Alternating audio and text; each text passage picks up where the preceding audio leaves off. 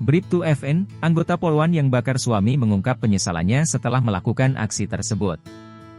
Sebelumnya, Bribtu FN nekat membakar suaminya Bribtu RDW di asrama polisi, Sabtu, 8 Juni 2024.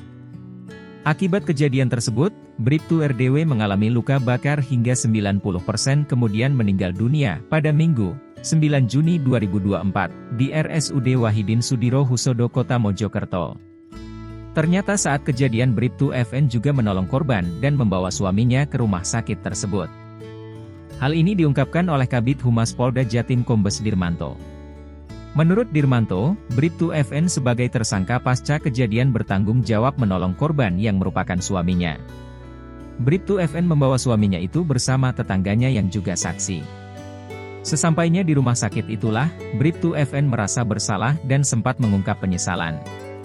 Kata Dirmanto, sang polwan itu sempat meminta maaf kepada korban.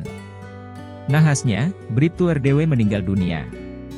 Pasca kejadian tersebut kini Bribtu FN oknum polwan membakar suami itu harus berhadapan dengan hukum.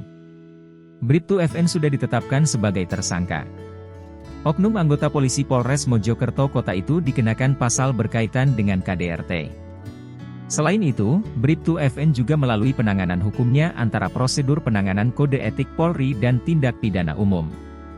Dirmanto menjelaskan penyidik yang menangani kasus tersebut tetap mempertimbangkan aspek kemanusiaan terhadap pihak yang terlibat.